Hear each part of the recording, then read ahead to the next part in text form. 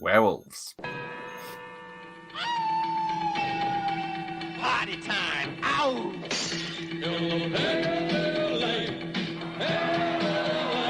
It's the rocking, shocking, new wave of horror. Howling II.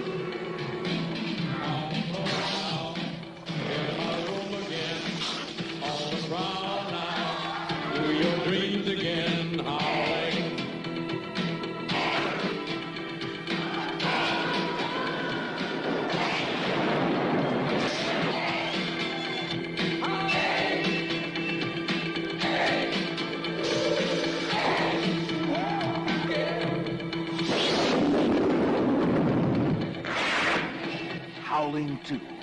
It's not over yet. There we go. One of the many titles this film has. But before we start that, it's Good Evening Bumper. Evening. Everyone okay? What are we doing here tonight? I'm not quite sure, really, but of all the werewolf movies you could have picked.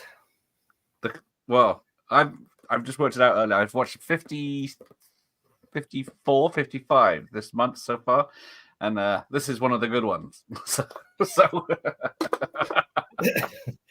You've had a rough time then, fair dude. You've had a tough month. Right, it was scary. In a good way. I just watched one just now with Casper Van Dien called Alpha Wolf from about 2019, I think it was. But yeah, I can already tell you without seeing anything about it, there's loads of crap CGI in it. Well, maybe not loads, but I don't think it was that they did do a practical.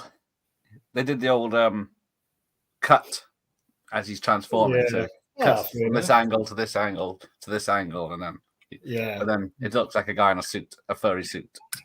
The editing in this film I thought was terrible, mine fair dues, but it's all part of the charm. Yeah. What version are you watching? Well, I don't know because it's just I have to download it because I don't own it. Okay, there's not a Vinegar Syndrome version. No, I haven't got it yet. I'm pick them up in the sales kind of guy these days. One for 1 hour 30 and 52 seconds. It's definitely uncut because the woman kept getting her backside all the time. Especially Indeed. But I've got a nice raspberry milkshake IPA for tonight from Pinkers. Made with real raspberries. So there we go. Very nice. Very nice. Hopefully. The last one I had was nice. But, see? Ian's only seen the first Howling. Well, I'm the opposite because I've never seen the first one. I've only seen this one, and that's only since this afternoon. But there's 8 Howling films. I tried to do a little bit of research before the stream. There's not a lot on this film, is there? Really? There's a great British cameo in there. Well, I say cameo, a bit more than a cameo. He's not in it for too long, but the start. Oh, Jimmy Nail, yes, as an American, I think he is, isn't he? Yeah, if you listen to his accent, he's got an American accent. That's why I listened to it for straight away, because obviously he's a big Geordie and he's sound a bit out of place. But yes. No. So good evening, Pap. Good evening, Mike, who bailed on me again for tomorrow night's film. Yeah, life gets in the way. Yeah, can't be trusted. But yeah, he's here tonight. There you go. The Beast Must Die. Oh, I've got that from Severin. I got a lovely remaster of that. I just realised, because Christopher Lee tonight and Peter Cushing tomorrow night. Christopher Lee, yeah. I don't know who we owed a debt to for this movie. But God. Well, we'll start the film so we can get it over with. Okay. I'm on the MGM thing a minute. The Lions Roar. There you go, the video collection. Oh, yeah, I can see. Into static. Right, so it's black. Yeah, there we go. Hemdale, that comes on. It's MGM, so not Hemdale. And I'll pause it in a second. There you go. When it says that, and then when that comes up on screen, there we go. Oh, now it's Hemdale. There we go. Yeah. Right. So there we are. I'm on Hemdale Presents purple logo. There we go. We'll cue it from there then. And we're off. Red writing on the screen. Yeah, I hope you like that song that was at the beginning because it's going to be the band in this, God, they just shoehorned into it, but they're hilarious. But then, opens with Christopher Lee reading from the Bible. Well, when I first seen this, I thought this was going to be another one of those films he does where he's just at the start. I've seen a couple of films like where he just does an introduction. He's never in it again, but no, that wasn't this one. So that was in Meat Cleaver Massacre, if you ever get a chance to see that one. Yes. He's in it for about 30 seconds at the start. Indeed. Impressed that Christopher Lee is in it. Yes, I'm expecting him to play a similar role to Patrick McNee in the first one. He's a werewolf hunter in here, so he's got top billing. Yeah, he's just hams it up, doesn't he? He's not the not the worst thing about this film, that's for sure. But it's just ludicrous the things he has to come out with on the script. And the shades he has to wear later. Oh, the shades, they're amazing. There's some proper Oakleys from the 80s. And he says to me later when he pulls out this blade that they got to use to kill him. I can't think what he says though. It's the I don't know. He calls it something. We'll see later. Yeah, because it's Sturber is played by Sybil Danning. Yeah. But Christopher Lee only did this because he's never done a werewolf film and he wanted to do one before. I'm trying to think of any Hammer werewolf films. Did Hammer really do much? I did. What was the one I did the other night? Curse the Werewolf. I watched the other night with the Curse of the Werewolf. Yeah. But none of the main guys. No. I love the Universal black and white one. Mind, that's awesome with Lou Chaney. Is that his name? Don Chaney. Hang on. So yes, written based on his book, but not at all. Just what's his name? He's credited Gary Brandner, who wrote the Howling book, the first one. He wrote the second book. He wrote a script based on his second book for this film, but they pissed him around so much that he was too busy trying to write the third book that he gave up, and then they found someone else and wrote this film. Fair enough. Hang on, I'm just going to change my speaker settings 1 second. Right. Try that. Oh, that's not him. Welcome to the amateur hour. A funeral scene makes me laugh by like the guy, he goes completely on a tangent about the world and everything. He's not nipping into the guy, like. Yes. So, for those that have seen the first one or only seen the second one, it follows on from the first one because at the end of the first one, Dee Wallace was the news reporter, and then she turns into a werewolf at the end of the film live on the news, and then her boyfriend has to shoot her with a silver bullet. Oh, yeah, that bit comes on later, doesn't it, in the flashback? Yes, but then the flashback they show is terrible. Yeah. The first film is a proper werewolf film. Yeah, I've tried to watch it a couple times. I've just fallen asleep. It's just one of them. Yeah, there's not much. It's not one of my favorites, even though it's well made and the effects are great and everything, but it's just not a very interesting story to go with. But if you watch the woman in the coffin, she's still breathing, who's supposed to be the character Dee Wallace, even though she doesn't even have the same hair or anything. And then there's a little girl in the front row of this church looking direct at camera every so often. Yeah. But this is supposed to be LA. I thought this was Eastern European, but it's supposed to be LA. This is supposed to be LA, but they do go to Eastern Europe, don't they? Later on. It's probably all just filmed there. Yes, I think so. But yeah. So there's Christopher Lee's Vampire Hunter. Sorry, werewolf. But they are more like vampires, these werewolves. Oh, I know. I remember there's a scene in there where the woman pulls out loads of garlic. I was thinking, I think you've got the wrong law there, love. Exactly. See, everyone's only seen the first Howling. They never ventured past that. I know you said it was 8 earlier. I thought I bet there was like 11. So you probably know, but there's 8 official ones with the name Howling. But yeah, there's probably the Howling in space and the Amityville Howling. Well, there's amateur. Going amateur. Yeah. Philip Mora directed this one, and he directed the second one because he's an Aussie, and then the third one's quite low budget compared to this one. But that one's set in Australia where they're marsupials because they come out like kangaroos. They come out of a little pouch and then the babies are in there.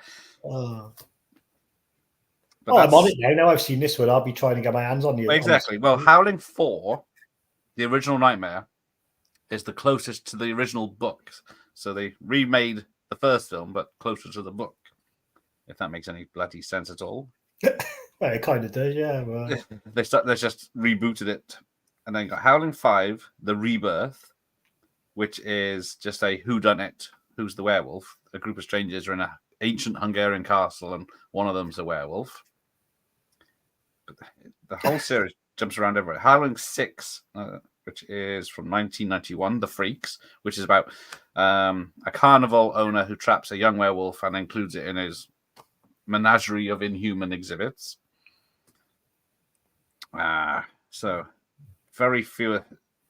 There is one film, I think it's the 7th film, that tries to tie every film together. Where is it? The Howling, The Moon Rising, New Moon Rising, sorry, has a 1.8 on IMDb. Yes, which is about a small town desert community that has a werewolf outbreak.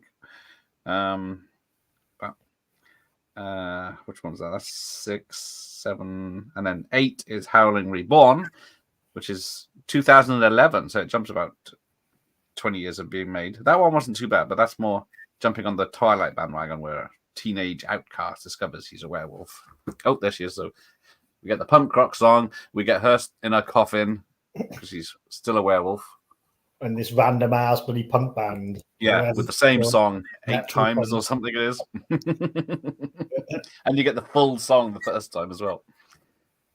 Painful. Oh, so Mike watched The Exorcism. Is that the Russell Crowe one in there? Yeah, that's terrible that they shelved for 2 years. Here's the shades. There's Jimmy Nail. Jimmy Nail, brilliant. Lon Chaney, yes, that's the way they do it. Lon Chaney, yeah. Hello, Jim. He saw the only thing is worth watching is the last 20 seconds. I don't know if I'll have to blur the screen because it's quite a dark picture.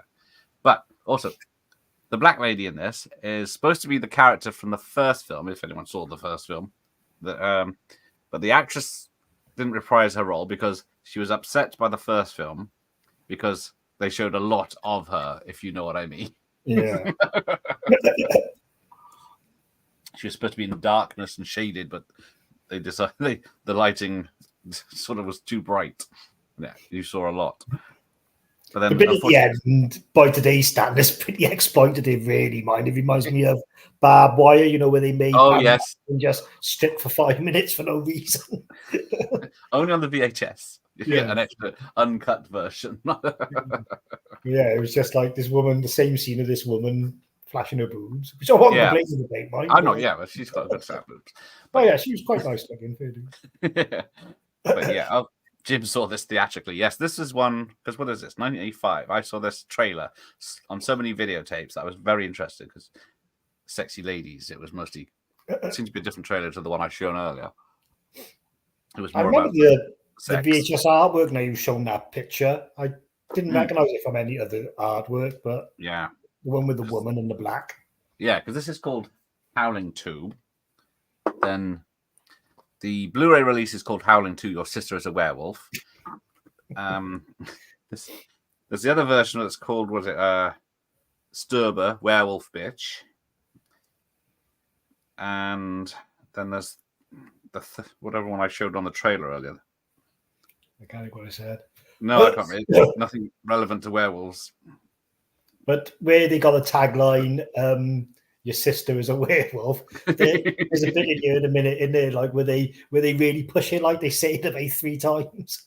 Yes, your sister was a werewolf. My sister was a werewolf. Yes, your sister was a werewolf. Yes. Michael Myers is here. Welcome. He knows, yes. So when they were filming in Eastern European, Czechoslovakia, under when it was under police rule or whatever it is.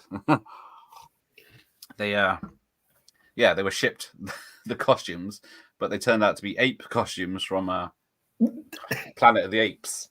Like those pandas in China that are really dogs. Yes.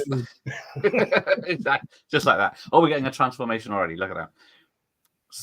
But so the director had to phone up the production office in LA and say, well, and they told him, well, we can't get replacements into you in time. It'll take weeks, so you'll just have to deal with it and work your magic.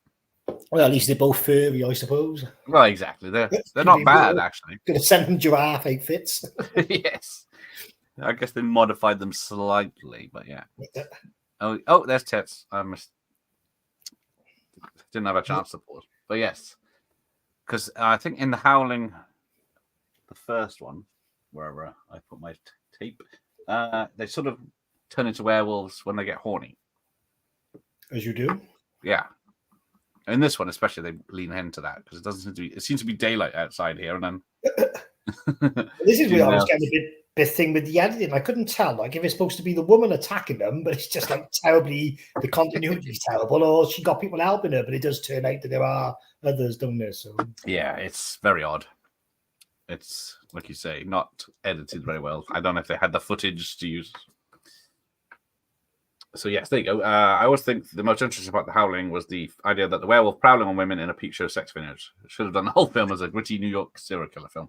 That would have worked better because the first film starts off like that, but then her and her husband go out to the country to this retreat with all these other people that are probably werewolves, and it just goes out into the countryside then. But yeah, here we go. Kill the punks. Yeah, Jimmy Nail gets his thing. He just gets dragged off, doesn't he? In his American accent. He gets the old "help me" line as he's being pulled into the table. Yes. Oh, yeah, gets hit with a box of a crate. Yeah. They like just magically fell, like, so. Oh no, there's someone up there actually. Help me. And then slowly dragged away. It always gets that scene in every werewolf movie, don't you, when one of the victims gets dragged away like that. The main girl is Jane from Beetlejuice, who pesters the maintenance to sell their house before they cack it. Oh, the mortgage woman. Yeah, I never picked that up, but thank you. She's in the new one as well. Well, unless she's a different actress, but the character's in there. Crocodile Shoes. Yes, Jimmy Nail had a very successful singing career in the 90s. There's a British horror film I just found out about. Well, I say I just found out about. You know when you sometimes watch YouTube and then you pick up on a film and like everyone seems to be talking about it. It's like a Nightmare on Elm Street rip-off from the 80s. You got Jimmy Nail and Timothy Spall in it. Yes. What's it called? I remember the poster. I don't think I've ever seen it. No, I want to see it. No, I've never seen it, but it's been coming up on. I've been watching Nightmare on Elm Street rip-offs on YouTube. It's on there. Yeah, because there's Graham Humphreys at the poster. It's like Timothy Spall melting. Yeah. Is there a poster Graham Humphreys haven't done? Michael Myers or someone will tell us. I was looking at the theatre as an usher when this movie came out, so I saw it for free. I still wanted my money back. Remember thinking, what the hell was this? I'll clean that up. First saw this as an absolutely annihilated rental tape, which was so worn it was barely watchable. Made it all the more fun. Yes, you get a glimpse of Sonic. Trying to pause them boobs and fix the tracking. Yeah. So, this is it, because they had gorilla suits instead of werewolves. Christopher Lee had the idea to add the line that evolution is reversing, so we're going from humans to apes to werewolves. So that was their way around it. Okay. And he didn't like Reb Brown or the actress in this because he didn't think they could act for a toffee. So if he wasn't on set, he was away from everything until he was needed on set. And then Joe Dante, who did Gremlins and Burbs and everything, directed the first film. Yeah. And then Christopher Lee is in Gremlins 2 as the mad scientist. And he apologized to Joe Dante personally for being in this film. I read that actually. And then the original author of this, whoever I said earlier, of the book, Joe Dante changed the film so much. He said that Joe Dante said the film was better than the book, so he wasn't invited back for the sequel. This is where they keep dropping the line, your sister's a werewolf. My first viewing experience of this will be on a postage-size view on a YouTube video of muted TV showing a VHS in Gareth's room. Exactly. I assume that's how the director would want me to watch this. Yes. Christopher Nolan's the same. This is how he expects you to watch Interstellar or something like that. My little screen there. But Michael J. Fox made Werewolf family friendly in 1985. Yes, so same year we get Teen Wolf. That's a film I haven't seen in 20 odd years. I know. It still holds up. It's pretty good. I always remember when he goes in to buy the beer and they won't serve him, and then his eyes turn red, and they're like, "And the beer." Yes, that's it. I always wish that would happen to you when you were 15 trying to get beer in the shop. Into Spa. Give me a keg of beer. Although I don't think we could get kegs. I guess I don't know if we could get them in off license back then, could you? Kegs weren't a thing over this country, but they just like packs of 12 cans or whatever. Yeah, so that's as much as we got. Yeah. There you go. Here's the flashback to the. Yeah, where the woman gets shot. Right, so this happens at the end of the first one. But yeah, it happens in a proper studio in the first one, and it's a proper actress and proper makeup. But this recreation, I guess they don't have the rights to anything in the first film, so they couldn't use him. Now, 1985 was a very good year for films, so let's see where this came in the charts. I'm guessing, it didn't even chart. Okay, yes. Fright Night was 35, so Fright Night's 35. This is no wonder it's not on the charts. Yeah, it's a bit harsh on Fright Night. That's for the year, is it? Or yeah. So he's in, Red Brown, who wanted £300 or dollars to come on for an interview. What did he? It's nice of him. But yeah, he was the original Captain America in the 70s. That's right. Yeah, I see now. Yeah, he was in the TV movies. But he's just got a motorcycle helmet, doesn't he? I didn't realize they were directed by Albert Pugh, or the first one was. I like Albert Pugh, but that was the 1991 one, wasn't it? That has J.D. Salinger, the author's son, in it. Oh, right, okay, yeah. I want to try and get the Blu-rays of those at some point. I quite enjoy that one. Oh, he's missing the boxing to watch. My Fire Stick's on the blink, so I couldn't have watched it if I wanted to. Oh, who's fighting tonight then? Anthony Joshua, I think, but I don't think I know Anthony Joshua. Yeah, Dubois. It's two British heavyweights. But, okay.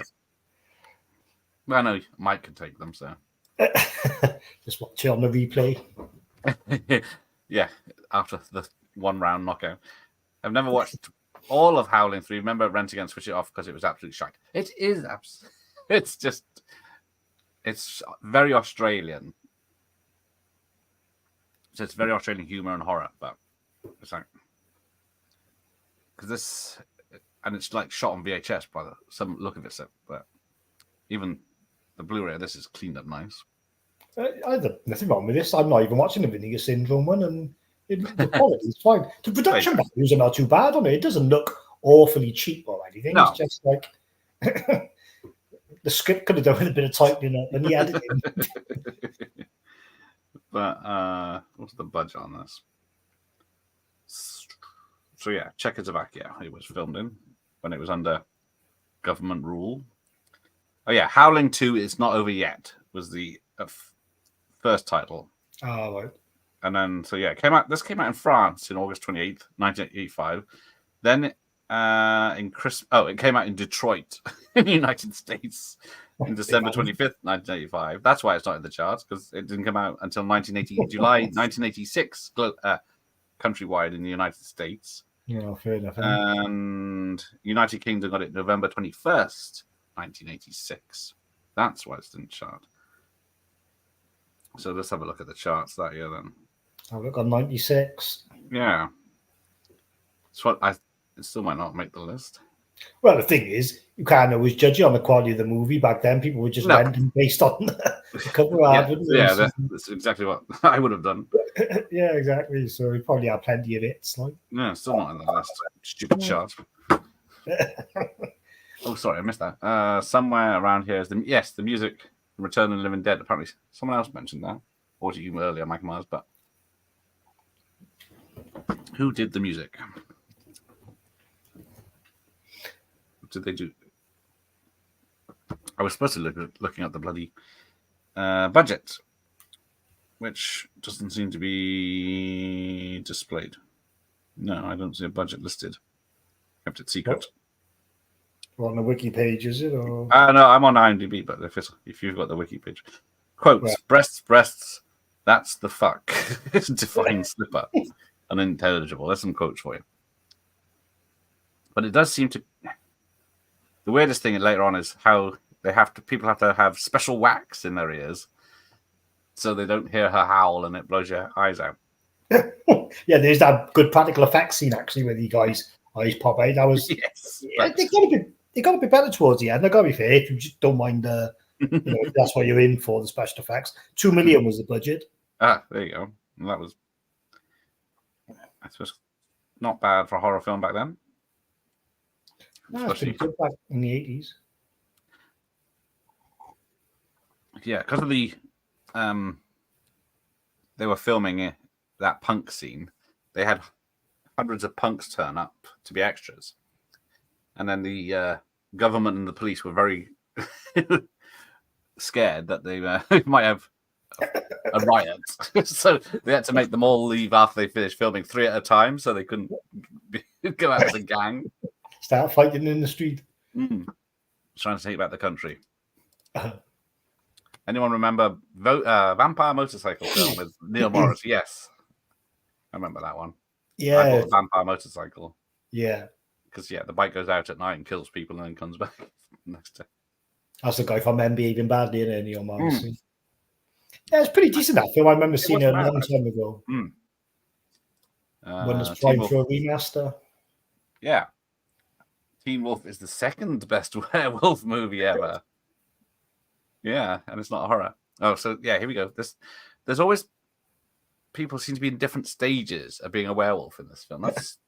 There's no consistency of when they are a full werewolf, when they're part werewolf, or when they've just got fangs.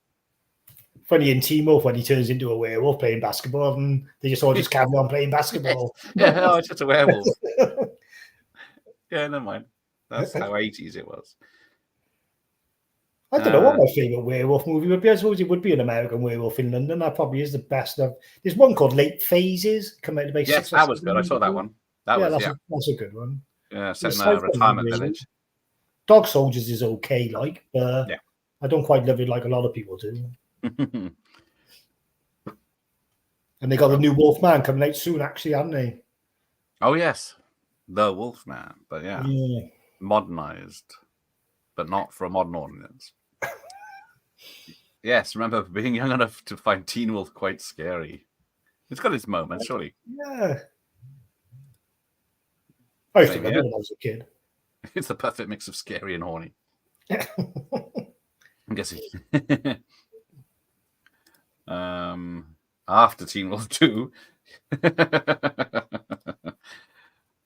believe me, after some of the stuff I've seen, Teen Wolf 2 is gold. Yeah, I don't mind the second one. Watched this film with my mum. It was quite awkward when the couple start randomly banging up against the wall. That does come out from nowhere. Werewolves are after us, but we've got time for a quickie in the hotel room. I think I would have got more embarrassed with the wolf orgy. But still. Yes. Yeah, because Sybil Danning's just got long hair all over her body. That's the only change she really has. And it's still quite sexy. Oops. Did I say that out loud? Yes, Christopher Lee turned down Halloween, but said yes to this. Yeah, he was up for the Dr. Loomis role. Yes, there you go. Said yes to this. Still, you can't beat Thing as Dr. Loomis, can you? Let's be honest. No, he was great. 6 films in. Yeah, bless him. Oh yeah, so here we go. He was about to stab the werewolf with the silver, and then yes, she comes to life. Then he shoots her, and then they lock her in the coffin. Yeah, he shoots her. Then she morphs from werewolf to human to something else, and then back to werewolf. And then there's got this old man that's just part I was just getting lost in these are the scenes I was just getting lost in. I was just thinking, exactly. There's no getting any sense of it. He runs out with a tiny net to catch this old guy's dying. This is funny. This bit is actually because he's trying to get some information out of him. Yes. He's like, no. Where is Sturba? Well, yeah, because at the moment, or is it Sturba is an old woman because she hasn't had a virgin sacrificed. But as Ian says, TV sex scenes with your parents in the room is a special kind of embarrassment. It always was one there. Yeah. You don't have to worry about it these days, like, because you don't really watch TV with your kids these days. But, no, exactly. When you only had one TV in the room, like back in the 80s. Yeah, and you weren't expecting a sex scene. Yeah.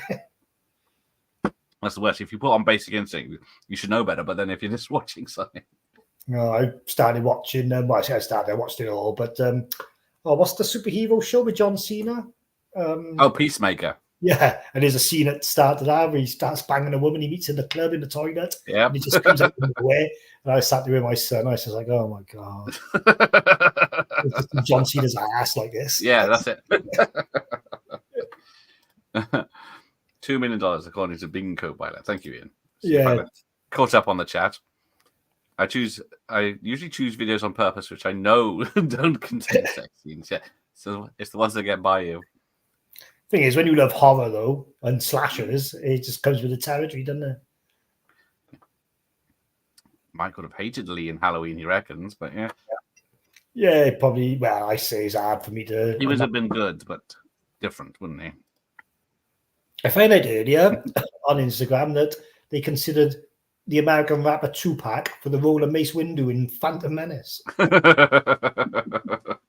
casted for and everything, apparently. I don't know why this was. Well, he was acting back then, wasn't he? So, yeah. Oh, yeah, he was a good actor as well. He had a good reputation for acting, but I don't know. Like, it was exactly. just to come out now, like.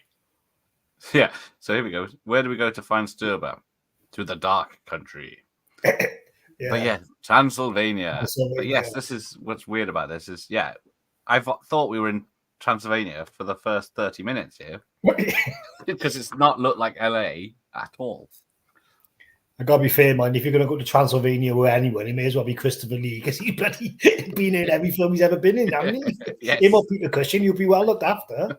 You know all the sights. Well, that was one of the things because they turned up in Czechoslovakia, which was still under communist rule, and then they treated when he landed, they treated Christopher Lee as a hero. He got a hero's welcome. Everyone came out to see him, not because he was an actor, but because he was a Nazi hunter in the Second World War that hunted down a load of Nazis in Czechoslovakia at the time and killed them. Yeah, can't fault him. That's mad, isn't it? Yeah. Oh, hello, Alex. Arrow Video, they leaked 2 titles recently: The Gift with Sam Raimi and The Cell with Jennifer Lopez, coming out on 4K Blu-ray. Oh, next Friday. I think that's just the announcement next Friday. Next Friday. Oh, yeah, he's leaked the announcement. But I knew they were doing The Cell. I didn't know about The Gift, but I'm not really thinking about that film, to be fair. Yeah, thinking of. Yeah, The Cell will probably look good in 4K, but I don't know. The Cell's a very underrated movie. It was a bit out there for his time on it, that's all, but good film. Yeah, and this woman's tits are barely staying in this jacket. See the old brown neck sticking out. Yeah. And remember obscure redneck horror movie Hunter's Blood? Can't say I do, really. No, I don't know if that's on my list. That rings a bell. I do like redneck horror, so I'll try and remember it. Yeah. Oh, yes, discovered The Cell quite recently. It's really good, yes. She gets into the mind of a serial killer, doesn't it? Yeah, but is the serial killer, is it Vince Vaughn, or am I just talking? No, the Vincent. The Fenario. Dear Fenario, yeah. Yeah, whatever. Yeah, I know what you mean. Yeah, sorry, that's it, yeah. Oh, are you excited about Simple Plan on 4K soon? Got a Blu-ray. I've never watched it. A Simple Plan. I got it in a sale in HMV. I thought it sounded interesting. But It's a very good thriller. I remember Hunter's Blood thing had a green video cover with a weird face on the front. Howling 2 is so bad, it's a great sequel. Really hilarious. Well, that was the thing I forgot to mention. It was made as a comedy. Then the director went away to make another film, and the studio re-edited it to take out as much of the comedy as they could to make it a horror film. Which is why it doesn't work. It's not very coherent, really, but I had to watch sex scenes from Nightmare Vacation 2 with my mum's friend. That sounds like a one of those adult movies. The Nightmare mum's friends in Vacation. the room, and just a video porno, a sex scene comes on, and then hands go under blankets. This film is the definition of so bad it's good. A lot of people say it isn't, but I find it is. Because it is just... This is where it all starts badly edited. now. Like. Yeah, so we've got topless people just tied up for no reason. People in the old shrouds. Black woman whose nipples are dying to come out of her black dress again. Yeah, and then they just reveal themselves in S&M stuff, which I'm perfectly safe because there's a long shot. Reminds me of the last time I went to Thailand. There's less penises. I paid my money, so... I had to watch Howling 3, the third one. It's pretty funny. Took place in Australia, yes. That's it. I'll have a look at that one. I look quite like Aussie movies from the 80s. I'm not saying I like that one, but... AJ got absolutely destroyed. Really? Already? Wow. I thought it was boxing. Don't they go like 12 rounds like Rocky does? The heavyweights don't always last the distance, mine, but I'm surprised that he got really beat up because it was quite an even match. Like maybe AJ was slightly favoured, but I'll check it out later. Can't believe Arrow Video wasted on the Invasion remake. It was really garbage, piece of awful. Yes, was that the third remake of Invasion of the Body Snatchers with Nicole Kidman and Daniel Craig, wasn't it? The Abel Ferreira one's the best one, man. The old TV one with Gabrielle Anwar. Yeah, there's a reason for that. I probably will be. I don't mind that though. I picked that up because I haven't got that movie in any format. I used to watch it on TV all the time or on Sky. It's one I rented. Yeah. It's a TNA one. She's fully nude in that one on the bed. I'm not bothered about Arrow at the moment. They've done the odd release, like The Silence of the Lambs was a nice one, but 88 films are just smashing them out the water at the moment. Ah, they are. Where is my... Someone's stolen it. Yeah, rented it out. Have you the West Wales video store? One of your customers has had it. Yeah, probably. Not brought it back. Oh, so they've got some... This is where it goes all weird. Melting effects, werewolves, fake full moons, tits, skulls, melting. Because she's supposed to be melting the old lady away. And then slaughtered lamb stolen straight out of American Werewolf in London. And they got all these women with their tits out howling. No one's changing into a werewolf. Looks like Gwendoline. Have you ever seen that? It's like costume Gwendoline and bloody... So here we go. 33 minutes in. Sybil Danning's turned up. Boxing talk. I feel that AJ has lost his nerve. He was surely strong enough, but he's like an adult film star who can't get it up on camera anymore. Sorry, back to Howling 2. Thing is with boxing, once you take a big whack after you're used to walking over everyone, you never well, look at the body on this one. She was very well known for being nude in her films, and she was sick of it. So, did she turn down the makeup effects, or was she just never supposed to fully turn into a werewolf? Well, I don't know. I guess maybe budget-wise, they never said that she wouldn't do it, but they probably just thought get more attention. If she get more attention, if we keep it like this. So yeah, she said, "I'll only do it with the no nude scenes," and then they said, "No, all right, one topless scene, sold." And then after they filmed it, the producers again had the idea to show it 17 times in the end credits. I'll do you one topless scene. All right, then we'll just edit it in about 15 times at the end. Exactly, yeah, to get around it. So she wasn't pleased, but then again, she had an idea for a third film. She wanted to do with the director and everything. So it was almost made. Yes, Ghost Watch, as David said, with Michael Parkinson and Sarah Green could have done with a sex scene. I don't want to see that. Well, the guy is called Pipes, isn't he? So, if he can lay the pipe. Oh, hello. This channel is now showing up in my feed. Excellent news. Only channel you need, mate. 18 and Bumpers channel, of course. Well, I haven't done much lately. Yeah, you had your pickups. Yeah, do the odd pickups, but got to do my review for Last House on the Left from me and Trevor.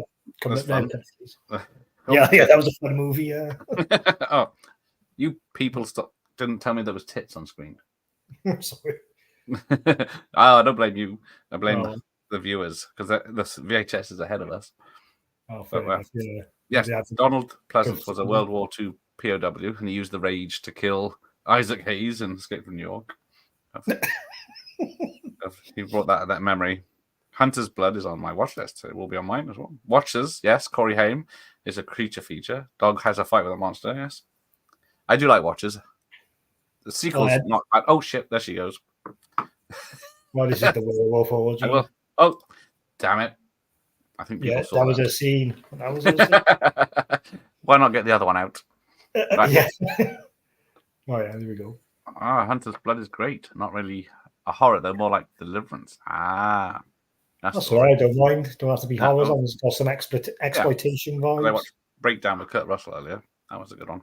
I'm waiting for the 4K of that before I watch that again. I've been a while since I've seen it. It's always been hard to get on Blu-ray or expensive.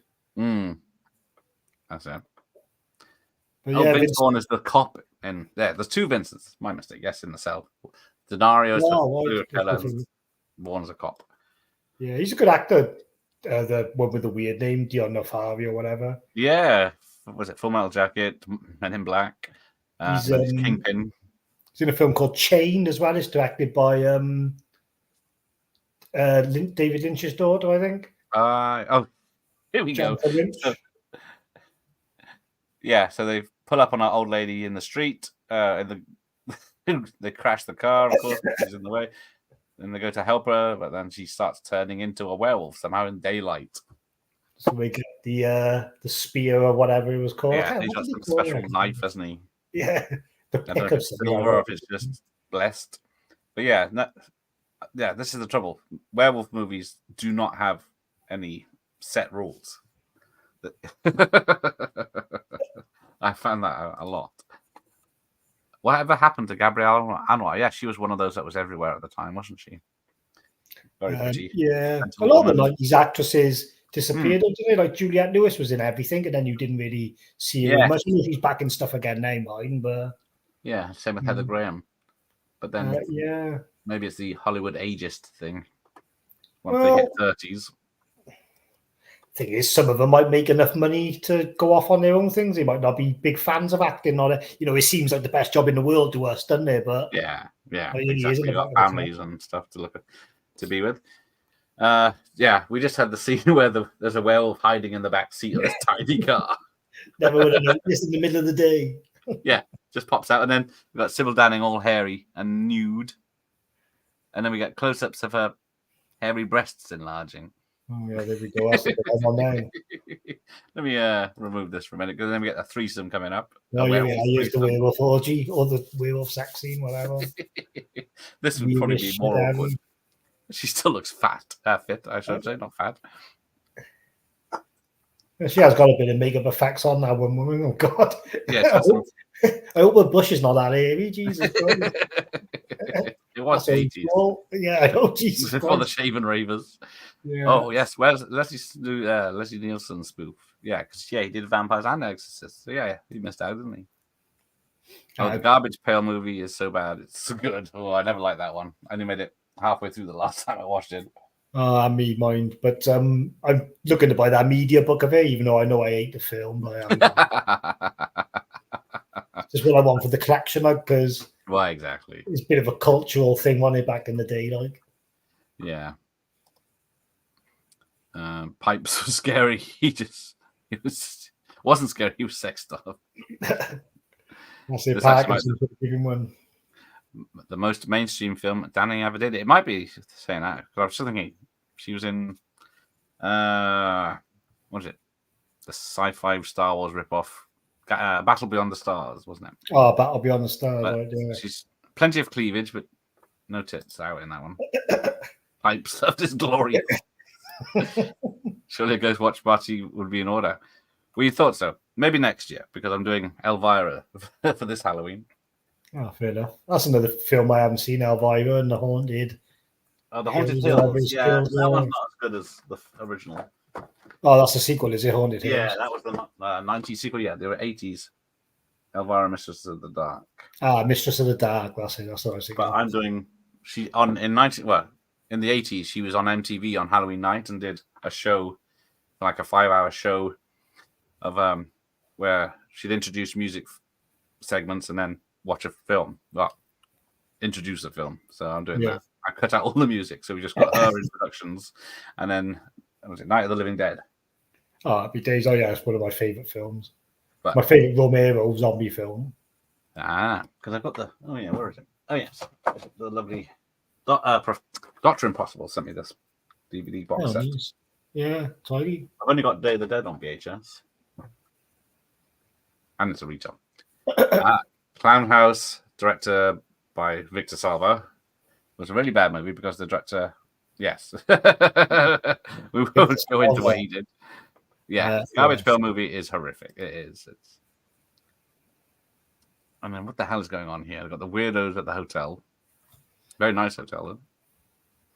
And then we've got little people and everything. I think it's the little person's head that eyes explode later, isn't it? I'm not sure, mate. Right. Nightlife with Scott Grimes is a pretty great zombie movie. Never been releasing on DVD. Don't know that one. No, can't say I've heard of that. Rituals from 1977. That's a bit like The Deliverance, is it? That doesn't ring a bell. Coming up with all the films tonight. Yeah, The Ritual was the reason that was pretty good, but that's a good film with Ray Spall, The Ritual, yeah. That's him. The Glory Hole mention was bizarre, but it was ancient 1992. The BBC was, and still is a sex offenders register. Yes. The werewolf law is just all kinds of fucked up in this film. Yeah, this film doesn't make any sense how you kill a werewolf. Just have to give Christopher Lee a ring. Yeah, there you go. He's the one with the garlic, yeah. Oh, yeah, and then I was just totally confused at this point. Yeah, then it cuts to the bloke on reception with He's a werewolf. Teeth. Yeah, is he having a sniff of the garlic? Yeah. We can wave it around. Yeah, because it doesn't really smell that much if it's closed, is it? You have to take it out and crush it. And the blonde from the game, Crash, Highlander 3, forgotten her name. Yeah. She's the one that was in everything. I'm not sure. I've seen those films, but I can't think who it is. Wasn't she in National Treasure with Nicolas Cage? Here you go. Yeah. So we're in town because there's werewolves to fight, but there's a chaise longue in the bedroom. So, there we go, up against the wall before we see anything. Werewolves just can't be sexy. Don't care how much Howling II tries to convince me otherwise. It's started off quite sexy in the trick or treat segment, but then they soon turn into non-sexy monsters. Starts off with sexy ladies. Yeah. And their slutty costumes, and then they start killing everyone. Yeah, I'm looking forward to the 4K of that from Arrow Fair Dues. Yeah, it's been a while. Yeah. How old is that film now? I don't know, 2005, 2006, probably. Bloody hell. Anyone remember Abandoned with Katie Holmes? Pretty great movie about ex-boyfriend went to disappear. He was trying to kill the Katie character. Don't know about Abandoned with Katie. No, I'm not sure. Probably happened at some point. Mad. Don't know that. Good evening, AA. Here, we're halfway through already because this is a very short film. Best way though, when you're doing the watch-alongs. Yes. 2.5 hour bloody hell. Oh yeah. Garbage Pail looks really stupid now with a 12 rating. They've restored all of the Greaser Greg knife screens that used to be cut from the video. Crazy. All I can remember is from the film is just the one kid with the big head. I know they all got big heads, but I can always just picture the one. Can't think what his name is. It's not coming down his nose all the time. Glory hole is such a specific term. They must have known its true meaning. They were all naive back in the 90s. Watch a film. Katie Holmes. She's a gun-toted neighborhood girl. It was pretty crap. Okay. Yeah, there was a slew of movies like that about 5 or 6 years ago, like with like these female heroines trying to kick ass. I think I remember that one with Katie Holmes. Yes, Deborah Unger, that's her, the blonde. Deborah Unger, yeah. Oh, there he is. That's possible. Wasn't Sybil Danning immortalized in a series of comic books called Black Diamond? I do not. I'm not up on comic books, but I'll take your word for it. You Yeah. know your stuff, so Yes, I would. So. Is Scott Grimes the boy from Critters? I'd have to Google Scott Grimes. That's twice his name. Yeah, I was going to do that myself, but I thought I'll let someone else do it. I remember hearing about Sybil Danning. She almost played the Lady Punisher spin-off to the Punisher with Dolph Lundgren. Oh, that would have been good. Sybil Danning, but yeah. I do recognise that Scott Grimes. He's the ginger kid from Critters. There you go. So where is it? Sybil Danning. I think, what did I see when I looked her up the other day? She's in the Grindhouse. Recent 2007. She's in. She's the werewolf Women of the SS trailer. She's right, yeah. Yeah. She's in the Rob Zombie's Halloween remake as Nurse Wynn. Right. She hasn't made anything for nearly 10, 15 years. LA Bounty, that's what I remember her from, with Wings Hauser in 89. She's Amazon Women on the Moon. That's a film title you can't resist. Yeah, Warrior Queen, she's in, as one of those barbarian films. And Lady Chatterley 2. Sorry, Young Lady Chatterley 2, of course. She's in an episode of Street Hawk, Malibu Express. She was in V, the TV show, an episode of The Full Guy. I'm trying to think. Chained Heat. That's what I was trying to think of. Chained Heat, yeah, I remember that film. Well, anyway. My dad went down a lot. She's a girl skier in Meteor with Sean Connery. Concord, Airport 79. But yeah. Surprised they didn't make a featured anti the Werewolf Women of the SAS. You might have got a part in that then. Well, exactly. They made Machete, didn't they? And whatever. Yeah, Machete, Thanksgiving. Yeah, Thanksgiving finally. There was another one, wasn't there? There was another one, but I can't think of them off the top. Yeah, was it Hobo with a Shotgun? Oh, Hobo with a Shotgun, yeah. That's a massive film, that is. Yes, it is. I'm way behind. Alucard, yeah. I'm sorry, I didn't tell him my sister was a werewolf. Him being a vampire. Yes, there you go. My main experience with Sybil Danning is in Chained Heat with Linda Blair. Yes, if you want to awesome twosome. And she was beautiful in Alley Band. She's on the poster like with in silhouette with a machine gun. Always mix her up with Diane Thorne from Elsa She-Wolf of the SS. So here we go again. They're in a bath, and then there's a werewolf orgy on the screen that no one told me about. And then, you think they'd spend more time trying to attack the werewolves, because I think they're just making faces at each other at the moment.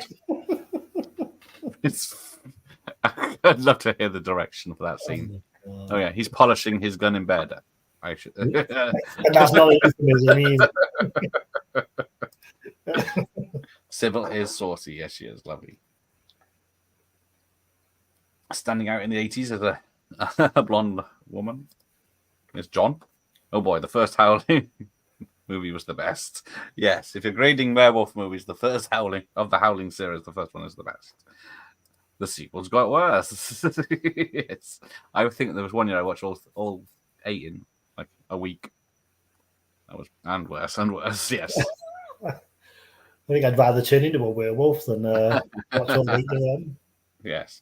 Male werewolf is Mickey, who escaped convict, whose eyes up Pee-wee in his dress. Okay, there you go. There's a claim to fame for him. And then you get one of these weird European festivals. Sybil would have made the poor Peter North stand to attention in 0.1 seconds.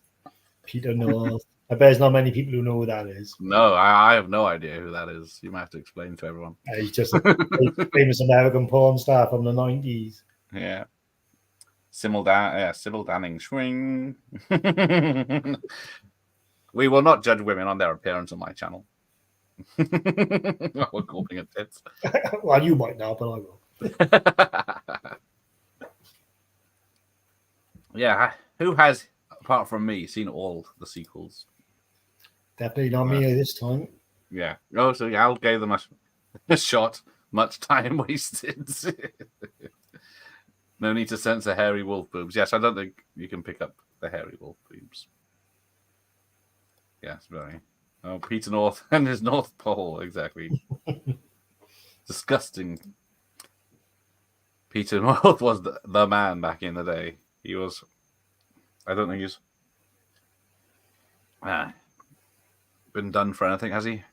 No. Not like he wouldn't need to get done for anything. He had it all on the plate. A real horror film is Batman and Robin. Oh dear, with George Clooney. I went down a thing this week, like when I was supposed to be working, a Corey Haim rabbit hole on YouTube. Oh yes. And he went for Robin, didn't he? Yes. He was mates with Schumacher from the Lost Boys. Yes. And he thought he would just be a shoe-in like Schumacher would give it to him. And like he just didn't. He turned up pissed to the audition, I think he said. Or off his feet on something.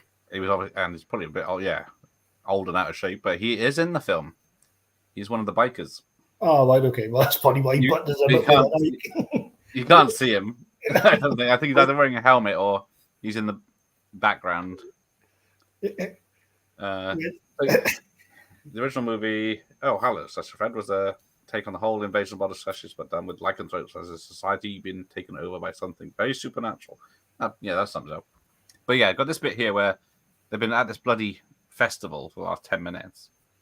And then this strange guy says, "Oh, I'll take you to him now." Well, we've been here for so long. Nothing suspicious about him at all. And then they go for a walk in the woods and it gets dark. But yeah, I don't know. There's nothing sexual about her costume here, is there? It's sections. Only reason I know Transylvania is in Romania is thanks to Howling II. Sure, it mentions it in every film. I guess it just mentions Transylvania, doesn't say in Romania, does it? I know some folks who like Part 6 might give that one another shot. It's been years. Yeah, I'm trying to think which one's 6. Was that the one in the castle? Has Bumper seen Sybil in Jungle Warriors? Oh, Alex caught from Airwolf co-stars. I barely remember it. I haven't, but I don't mind adding it to the list. If you can get through Chained Heat. Is it directed by Saradis or what's his name? Andy Sedaris, yes. Yeah, that's it. Yeah. How old is that one? I must have missed that one on the list. She was in The Man with Bogart's Face. Julie Darling. Where is it? Jungle Warriors. Oh, there it is. 1984. A group of models fly into the jungle in South America country to look for a photo location. Their plane is shot down and they're captured by Drug Baron's private army at the same time. ... Sounds right. Charming. But yeah, there all seems to be lots of blonde actresses in it.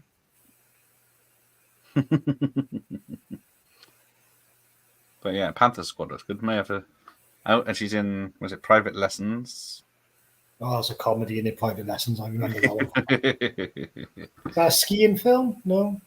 No. Oh, that's Oh no, sorry. This is Private Passions, I should say. Oh, right. I can't read. Big difference there. Yeah. Between passions and lessons. But... Oh, rest in peace, pensioner adult film star Dave Cummings. You won't be coming anymore. Oh, too soon.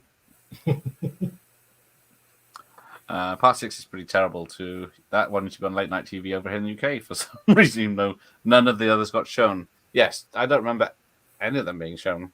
Okay, here goes the little man with his knife throwing abilities. Because there's a guard with a machine gun. But yeah, I'm lost. I've seen this film already this week, and I still don't know what's going on. Should take up darts, that guy. Yeah, he's dancing. Yeah, I got him. He's got a massive mace. Yeah. Howling 6 is the freaks one. Ah, there you go. Then it must be good. He looks like from Stephen King's Cat's Eye with the mace over his shoulder, the little goblin. Yes, and then she's fussing a stuffed wolf. So Sybil Danning is wearing glasses because she had pink eye while making this. Oh, she been on the spliffs. Apparently, she had conjunctivitis, and then they said, "Well, just put some glasses on." She says, "Well, why am I wearing sunglasses indoors?" And the dress says, yeah, "You're the queen of the werewolves. You can do whatever the fuck you want." And they're saying this started the trend of bad guys in movies wearing shades everywhere, indoors, outdoors, at night, and everything. I gotta say, this movie's so bloody terrible. Someone having shades on indoors is the least of his worries. I didn't even bat an eyelid at that. No, I didn't. I thought, oh, she still looks cool. Yeah. But Jungle Warriors is on a triple bill set I have with chained heat and red heat, but not the Arnie one. 2 types. There's boobs in the Arnie red heat ones. I always remember the start of that when they go into the sauna type place. That's it. Oh, yes, it. Private Lessons is Sylvia Cristal. That's it. This is Private. What did I say? Passions, which has a poster which is a sex scene. Top half, head and shoulders only though. Teen Mark travels to Europe to visit his cousin Tono and gets welcomed by Tono's family, Catherine, and her daughter Claire. Mark falls for Claire but gets heartbroken, but is rescued by Catherine. What type of film could that be? Yeah, then we go down a rabbit hole. More like this with Bang, I Want You, Talking Walls, Naughty Nymphs, French Pussycat, Lady Chatterley 2. Got a foreskin gimp on there, or Jungle Warriors is on this list. Separate Ways, Oil and Water, Panther Squad, and Judy Darling. May have to do a Sybil Danning season by the look of it. I feel vindicated not seeing any of the sequels, as they just seem to show them, unlike Halloween sequels, which used to be on TV quite a bit. That's okay.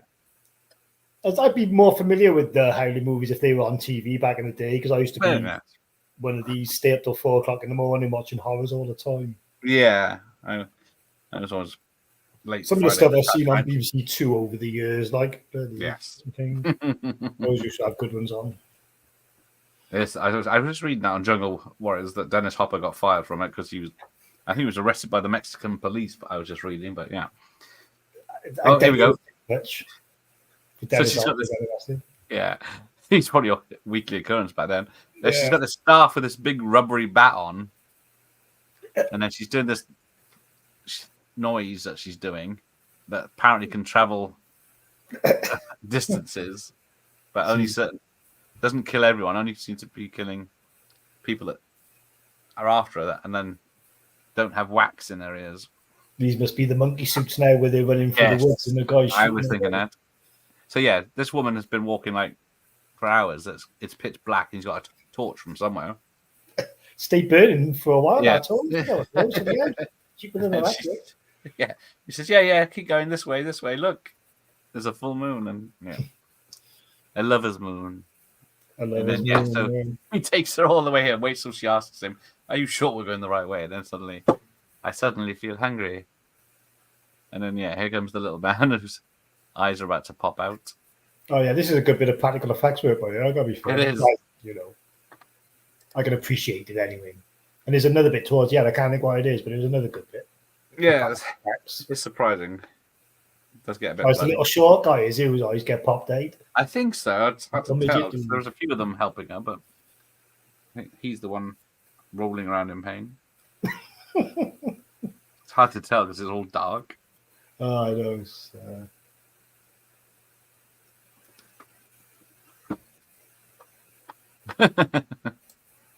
Unless it's cut out of the VHS. Oh, yeah, and then she does this weird. Yeah, no, it's by no. Oh, there it is. The red on the cape is hilarious. Oh, here we go with the old. Yeah. The old trick. Exactly. So, I've never seen, of all the films I've seen with werewolves, none of them had this power. It should be blue as well. What are they doing? Don't they know? But yeah, just weird. Nothing makes sense in this film, werewolf wise. It's just one of those throw everything at the wall and see what sticks. Yes, I guess maybe as it was supposed to be a comedy, but BBC One used to show Halloween sequels quite regularly before TV became truly crap. Yeah, I guess streaming killed that off. They can't get the rights to anything anymore. I'm sure that little bit. I wonder when you're making a film, like if you know it's going to be shit, or you don't realize until you watch it. Yes, I do wonder that with lots of stuff that's made me think, like especially big flops like Borderlands and the Marvels, Madam Web. I think, did anyone not read the script twice or give it a second glance? When they make it, they're probably thinking, "Oh yeah, this is going to be amazing." Yeah, I know there's some films you think, yeah, we have made something good, but it bombs still. But yeah, at the same time. Sometimes movies can bomb because they don't make enough money, but it's not a fair reflection on the movie. It can still be a really good movie, especially this day and age. But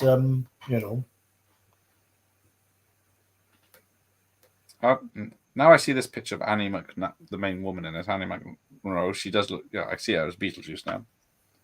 I forgot about the Beetlejuice character, the old. I can see it now. This hairstyle, but she's got a lot. Here we go. So yeah, Christopher Lee's fallen. She the ginger one who was just in the woods. Yeah, that's it. I don't see it when I'm watching on the screen here, but the picture. She's not in the latest one by the look of it. She might not be. I went to see her in the cinema a couple of weeks ago, but my memory's not the best. I also didn't at the end where she came, but I probably wasn't. Right. Where's this little person? Jimmy Nail's got. There we go. So the little person is Jiri Kritinar, died in 2015, unfortunately. He was in Amadeus from 84, Howling II. Yeah, looks like he did. Willow? I think he stayed in Eastern Europeans. Young Indiana Jones. The Sinful Dwarf, is he in that? Ooh. Revealing too much about yourself there. I've never seen that film. I just always see now it's suddenly back. Yeah, I think it's only stuff made and he never ventured to America. He's just got this weird bit. It's like a Italian horror, this. It does feel a bit like an Italian horror, some sort of weird version of Pinocchio. Yeah. But yeah, I don't know. Christopher Lee must be bored beyond belief in this film. I still need to refresh my memory with Horror Express. Yes, Horror Express is great. Yeah, I grabbed that on DVD in the charity shop the other day. The quality's not the best, but I really wanted to watch it because cool. I haven't seen it for years. I always remember the guy with the red eyes. Yes, that's him. And then Telly Savalas turns up in the last Telly Savalas. Steal the show. It's good. So yeah, the dwarf slices him gently on the wrist, and then the guy who goes to stab him, Red Brown comes in and then chucks him out the window, and he's impaled on spikes below. But is he turned into a werewolf? Is he possessed? It doesn't make any sense. He lost both his eyes anyway. Yeah, he's come back as a zombie. I'm going to cut you, Christopher, very gently. On the wrist. They've got Jenny. Right, here we are. It's getting serious now. Shit's got real. That's what you should have said. Oh, looks like Howling 3 to 8 are all on YouTube for free. There you go. Save some money. Oh, yeah. I don't mind checking them out on YouTube or whatever. They are. You technically do have to watch them once. So you can say, I've seen the Howling franchise. You'd go crazy. Well, I guess the Amityville franchise officially is what? Six films, I think. And then every other film is not linked to the first Amityville horror. For the canon ones, there's not. There's about 6 or 7, and then the new ones just with the world Amityville in. Yeah, because there's the first film, then there's the prequel, then there's the third film in the same house, and then what is it? I think 4. The ones after that, there's a lamp, a clock, isn't it? That's taken from the house, the original house, and they're called the Cursed Item trilogy or the Cursed Item quadrilogy. I kind of just 3 or 4 of them. Yeah, One of them's called Curse. Yeah, someone stole a box of matches from that original house, and it's I've seen the Amityville in space. Well, I haven't seen it. I've seen the cover art for it. Yeah, it looked interesting because it's a good poster, going 80s style. I guess this has a great poster, but yeah, there it is. It's only Cinema Club re-release, so impossible. Yeah, there's wicked cover art on that one. Well, it says Cinema Club on here, but it's a video collection on the tape. Yeah. The Crow Make is the one for me where it blatantly obvious to everyone it was going to tank, except expected the people behind it. I watched that the other night, the Crow remake, because it was everyone's talking about it, yeah. Yeah. And it was as bad as everyone says, but it's just a waste of time. Yeah, because I think the whole middle bit, isn't it, about just their romance? It was just like, I don't know, this is the wrong video to get into it on, but yeah, it was just all a bit forced, really. And the bits where he was in the purgatory bit, in between worlds, in the train station bit and all, yeah. It got good at the end when it turned into John Wick, but yeah, I've heard but it takes the whole film to get there, doesn't it? Well, you don't even put the makeup on until an hour into it, the Crow makeup. And I'm fed up of seeing him everywhere, Bill Skarsgård. I was pissed off today when I found out he was Nosferatu. I'm like, I've had a guts full of seeing his face. Well, yeah, he was in John Wick 4, wasn't he? And then he's the Boy Kills World or whatever. Yes, that was this year as well. Oh, here we go. The punk band back. Really. Yeah, here we go. And it's the same song. Yeah, still going on. No one's noticed. Yeah, the moshers are still moshing. I don't know what I think. Yeah, some guys doing an headstand for no reason. Do you see that? Yeah, there's lots of the women rubbing each other, and it's not sexual in any way. The pointy ears are putting me off. I've been here for 5 hours. Can we just get the scene in the can? Yeah. And then Sturber's getting horny. So yeah, on one side you got a load of punks, and the other side you got an S&M orgy. The moshers on the other side. Well, I don't know if there's not one shot that shows them all in the same room. I don't know if it's supposed to be. I don't know. Maybe I just don't know. Exactly. It's just who knows. Oh, there's an Amityville Moon or something. It's a werewolf one. There you go. It's mixing genres. Yeah, who wouldn't ask for a Crow remake? Exactly. It's just the Caligula werewolf flicks. That's the good stuff. Well, summarizing of it. There's two versions of Caligula, though, in there. I think there's a soft version and then I've got the soft version on VHS. It's 90 minutes. That's got thing in it, hasn't it? Malcolm McDowell. Yeah, Malcolm McDowell. Yeah. But yeah, the 4K or whatever new edit they've got coming out is 2.5 hours, I think. So. Yeah, it's not one for me, I don't think. I watched the Blu-ray that was a different cut, but it had all the porn in it for but after 2.5 hours. Because it goes from Roman story added on sex scene back to the Roman story. I just did a bit of a bore fast and a bit of a struggle in the end, same shit all the time. Amityville Crow. Don't give them ideas. The Amityville Crow. They've done Amityville everything else. Yeah, they are certainly running out of ideas. Oh, here we go. So she sensed the soldiers are coming together. Oh, we're getting some new special effects and some clips from earlier. Because because not even bothering hiding the tits, they're not going to show up. Oh. But it's then I think they got one good werewolf head, and then they just take pictures of it from different angles, and they just cut it into the film every so often. That's it. You can tell the background and everything don't look natural to where the characters are. It's mad. Because you never see this werewolf anywhere in the film apart from a close up of its head at random points.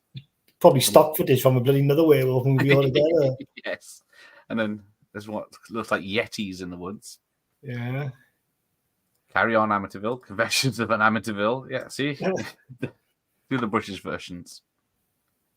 Dee Wallace said she was embarrassed that some of the extras had their boobs out in the hairstyling. No wonder she wasn't in this.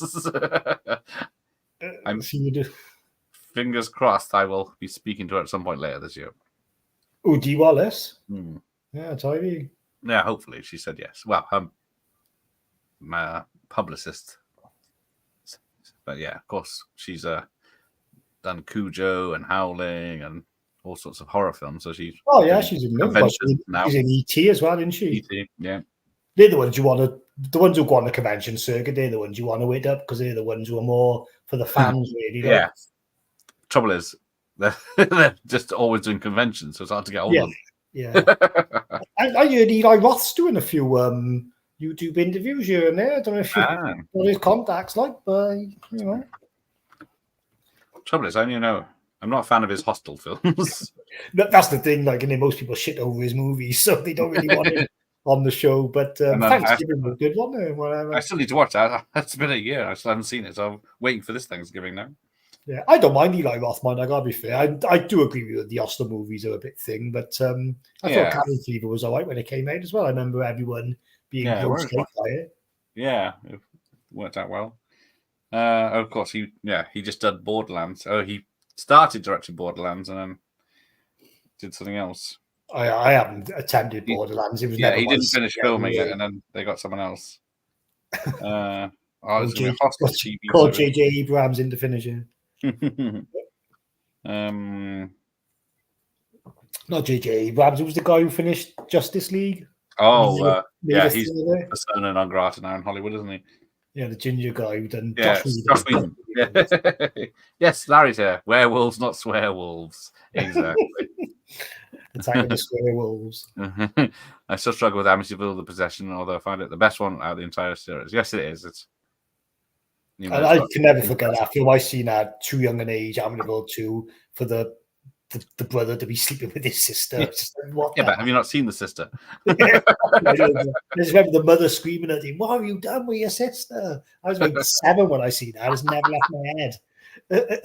Of course, she's in the mom in Critters. Oh yeah, she's in loads of films. She was good in Cujo. Very.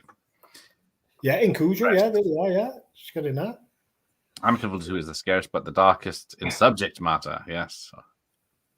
Yeah, I've got it on Blu-ray. I've got no thing to watch it again for some reason. Well, exactly, it's not a fun time. It's quite weird. I might have to force myself, though, just to bring back those childhood traumas. Yes. See what else is lurking there. Watch it on a Sunday morning, sunny Sunday morning. Oh, yeah, got the werewolves that just like pop out of fucking holes. And then it will not come out again. He's got like a holy hand grenade. That's it. Do it. Yeah.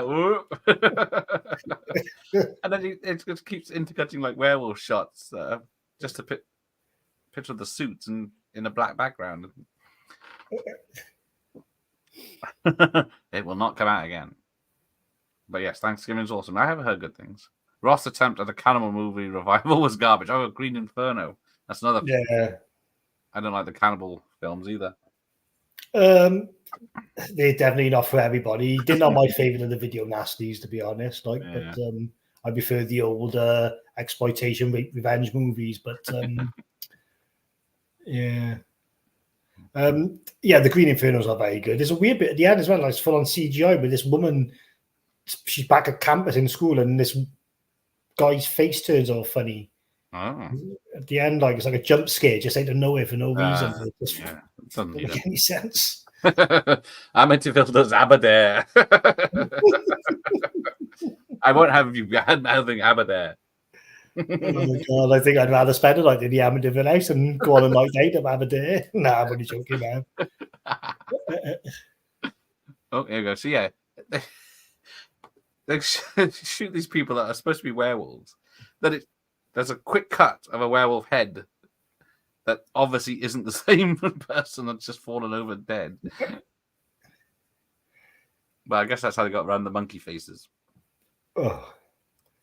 Yes, the Amityville with the possessed clock is quite good, because it changes time and Amityville. It's got time in the title, hasn't it? Yeah. I got them on like a nice box set. I bought them. There was 4 in the box. About Amityville about time. That's the one about the clock. There's one about a lamp. Yeah, I can't remember I used to rent those too because the lamp was pretty decent as well. they got a nice TV movie feel about them. They like just sit down on like 5 o'clock in the afternoon or something and watch something with just a bit of an edge. Yeah, nothing too stressful, like. But yeah, compared, like we said earlier, they knew what they were making and they knew it wouldn't. I'm a sucker for TV movies. I just bought Dark Knight of the Scarecrow in 4K. Oh yes, that's it. The one. Yeah, a good film. I did a poll the other day about which is better: A24 films, Blumhouse horror films, or 70s TV movies, and that one because they did some very good ones, like Duel and Kolchak, the Night Stalker, and like Kolchak's my man. Yes. I love all the Kolchak stuff. But changing again. Blumhouse, oh my god, they must have the worst resume on file anyway. They started off so good, didn't they? Making low budget horror films that made they started off all right. And then they just make shit now. Well, you have one big horror hit and like the what's the word I'm looking for? Like the pop culture part of it. Yeah. It comes in waves, don't it, when you make a good horror film, like everyone knows you. And then you're in the spotlight, and then it's you're just trying to force it then. Yeah. 84, I could take or leave. They got a couple of good films, but how many of these films are they making, or are they just buying after they've been made? You know what I mean? How much input they have, do you really? It's like, was it Sam Raimi's? Was it the Ghost Castle film? Ghost House Pictures. Ghost House, that's it. Or Dark Castle is one of them. It's Ghost House. Which one is it? Sam Raimi's is Ghost House, and Dark Castle is one like 13 ghosts and ghost ship and all that. That's it. Yeah, they made all these films, and then they stopped making them, which they must have turned a profit. Oh yeah, you haven't given up Ghost House Pictures because that was the label that Evil Dead Rise come out under, I think. So there's still other films coming out from it. Dark Castle you don't see anymore, and that's a shame because they had some good ones. But then like Blumhouse is doing like Night Swim or whatever it was called. Oh, they did Night Swim, they did that Imaginary or whatever it's called. Yeah, they're just slated when they come out. But people are going to see them. So Neon are the new label in town. They did Long Legs, which I didn't really like that much, but we got that Cuckoo. I'm gonna watch that tonight when we finish here, if I can stay awake. Let's hope it's exciting enough for you. Yeah, well, but does it have 17 shots of the same tits? Yeah. It might do if I keep pausing it. So here, the vicar's gonna get it. Spoilers. Oh yeah, there's the practical effect where something long and hard goes in the priest's mouth and stabs him from the inside out.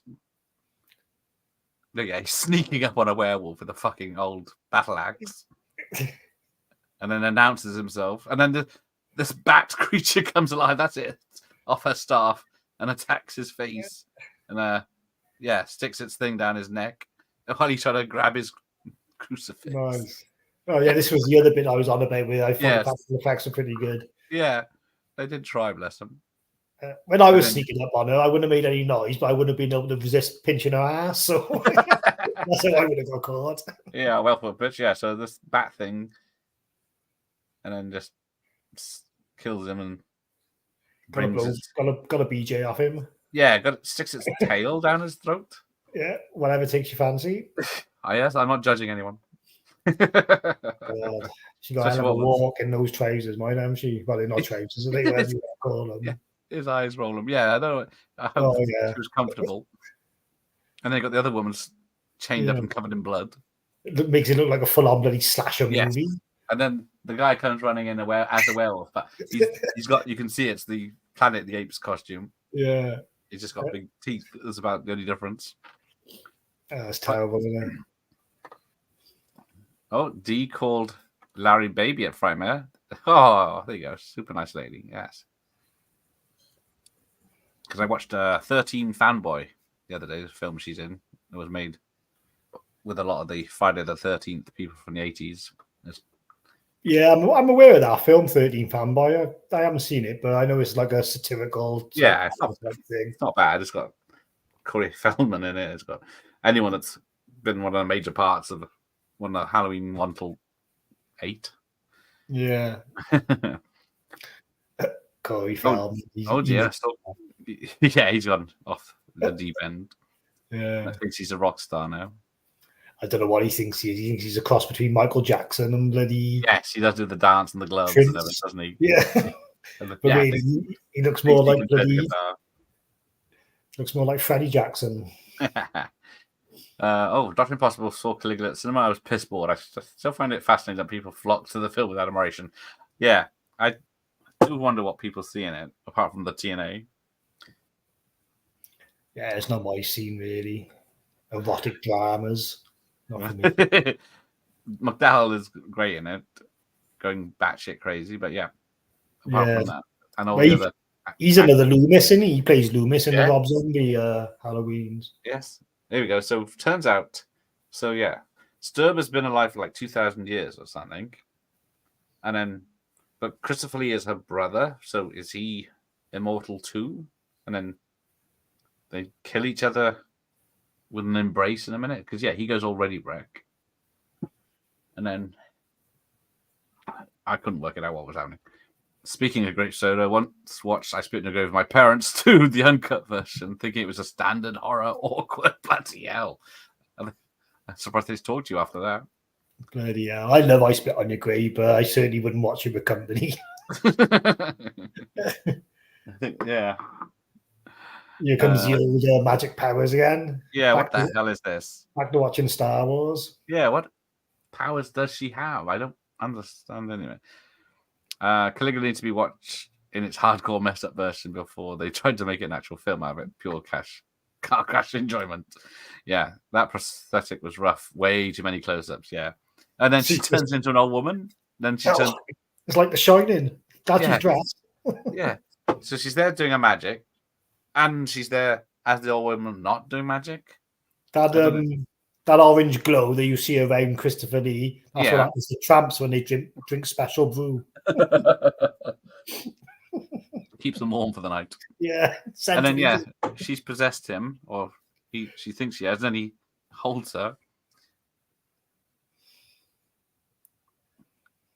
And then I think the line was we meet again, and he says, for the last time. And then stabs the bitch. That's the way to do it. He's like the sex Myers, yes. People will know Myers by now. He's here for the TNA. Yeah, so then he stabs her, but then this weird fire comes around them. We should be wedded for eternity.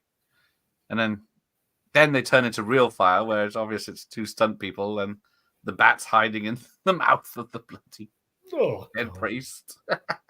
Like some of the aliens. And then they're on fire now, just having a tussle. Just what a mixed bag of just weird crap. Just exactly. This was supposed to be a comedy. I don't see, and they edited out the comedy. I don't see where the comedy would have been. Yeah, people would be laughing, but it won't be for the right reasons. When I saw Caligula at the cinema, there was a bloke reading the Sun newspaper with a torch. So much for the power of the sex. I think the budget ran out somewhere around here. Yes. Now in Americans got a gun. No one's safe. Straight up to the guy playing the guitar. Hello.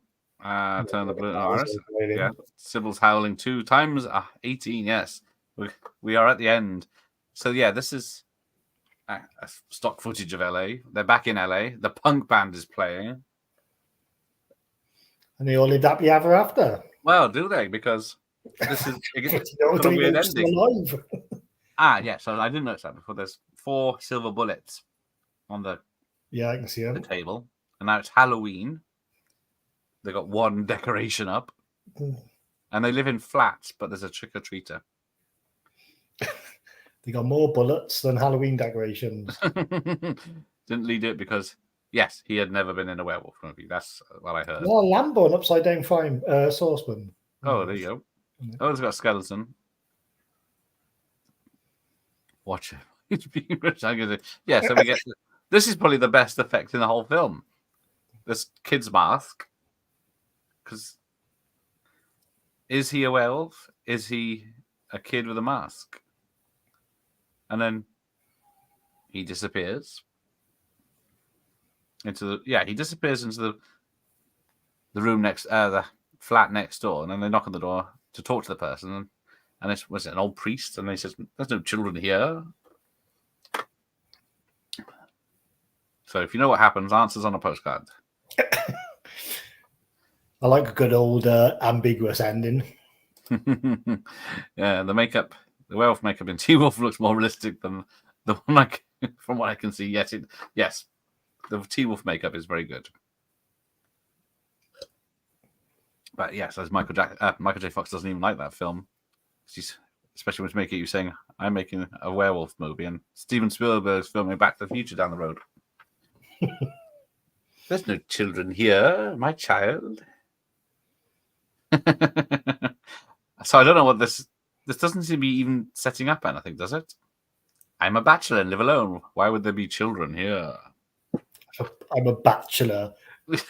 It's not given away by the fact you've got a vicar thing around your neck. Like you having sex parties, although who knows what. Werewolf Trick or Treater looked just like Teen Wolf. He did have very similar. And then then it cuts to a werewolf howling. That was the footage they've been using all the way through. Yeah. And then it's the punk band with their #1 hit, Howling. This is where you get your 17 shots of bloody knockers coming in. Knock yourselves out. Oops. I went to go solo. One flash. So yeah, there's the band called Babel. And then there you go. Just rinse and repeat.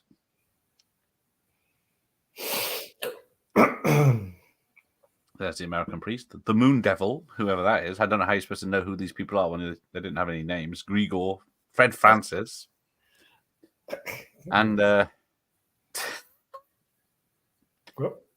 I did it. Yeah, because she's taking her top off, and then there's supposed to be all these reactions from characters in the film that they just spliced in.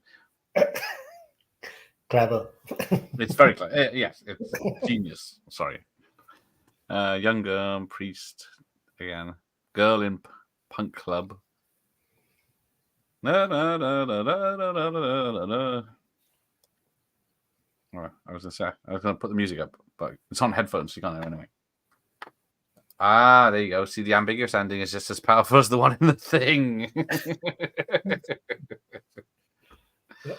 This thing, yeah. Knock yourself out. There you go. They would knock you out swinging around you. How rude. So what is the ending then? What is left over? I struggle to see a postage stamp screen as I'm not watching else. But well, then you need to rewatch the whole 90 minutes. Because yeah, every character gets a reaction to her popping her top off. Some pervier than others. Yeah, because like the first time you see it, Christopher Lee's not impressed, and then the last shot of it, he's laughing and looking very happy.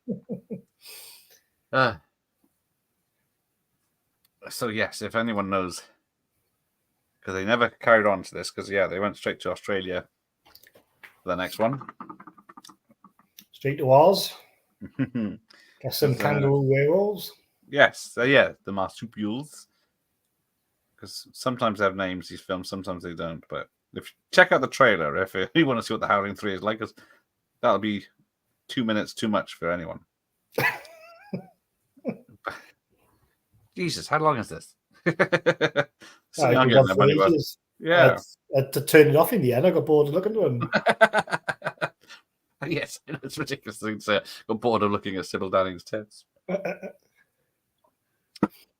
The edited on the right one then, though, if that was the end with the guy's eyes popping out. Yes, that one was actually quite good. I've watched Howling 2 far, far more times than it deserves. Well, it's one of those, I saw the trailer so many times, I saw, oh, it looks like a sexy film. That, I gotta be fair. I was watching it, it wasn't. You might have saved me 25 quid on the Vinegar Syndrome release if that blonde woman won in it, but I'm still going to buy it in 4K. Then I'll ever watch it again, apart from certain parts. But yes, the Blu-rays, well, the DVD is probably good enough. This looks like Top of the Pops, yeah, with tits. So, generator operator was Bob Wilcox. The lady, one of Hans People's. Costumes for Sybil Danning, designed by Peter Mitchell. What's the other stunt people? Yeah, because apart from here we go, stunts Eddie Powell, the legend Eddie Powell, but unfortunately he's no longer with us. Additional Czechoslovakian production crew. Unpronounceables. Might try Howling 3 after I tried 30 years ago. I've got it somewhere on DVD. There you go.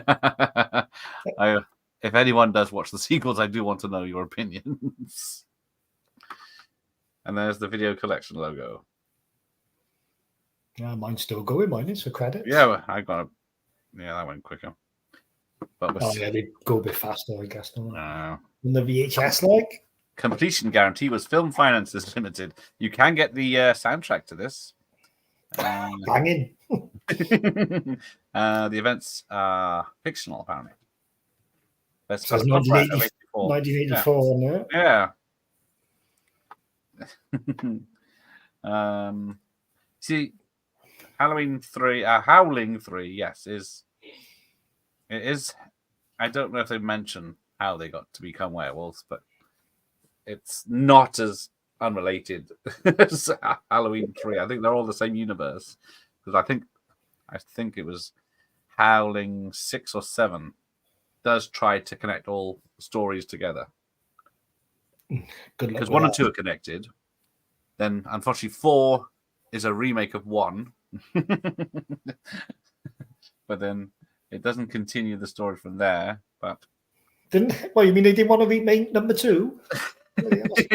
Lost. Oh, Mike's not sold. Well, my motto with films is everything gets watched in the end. So exactly. Yes. Then you can form an opinion once you watched it or tried watching it. Yes, the music. Everyone remembers the logo music to all these old VHS, don't they? Oh yeah, and all the old production companies that come on at the start. I always play a game with myself, guessing what the production company's called before the name comes up. Yeah, it's sort of ruined by Blu-rays and streaming because they're all MGM or Disney now, aren't they? So yeah, I know. It's good when if you buy charity shop DVDs, they still got trailers at the start and whatever. Yes. It's an hour for the DVD to come on. Yeah, can't skip the bloody trailers. Yeah, you can sometimes, can you? That's a good point. The soundtrack does only say that there's one song on it. So same song. I'm guessing there's. Actually, I don't remember being music. There must have been some music on it when I was there. Oh God, I don't know. The score was the least of his problems. Right, so let's wrap this up. So yes, tomorrow night, The Beast Must Die. Without Mike, the real fifth Beatle, because he's got music to go see live. So I'm not cancelling it again because we're running out of days on Werewolf September. Yeah. What are you doing for October, or is it a secret? It's horror films. Why is it? I'm being different from all the other channels. Yeah. I should just do Disney films just to be different. I sometimes do anti-horror in October because I watch them so through the rest of the year. I sometimes catch up on films I wouldn't usually watch, but yeah, you're gonna have a change. Yeah, see, a quality werewolf film. Are people saying Howling 2 is not a quality werewolf film? How dare they? All right, we'll wrap this up. Right. Howling 3 to watch. If my Fire Stick was working, I probably would stick it on, but I'm not doing good luck to you. Good luck to anyone. Yeah. Right. Yes. Let the audience decide, wolf or not. Anything but Disney. Oh, he's forgotten. Carry On Screaming we're doing. Matron. Right. Go away, everyone. Catch you all later. Thanks, Bumpat, for joining me tonight. Someone likes this film. Right. Take care, everyone. Night-night.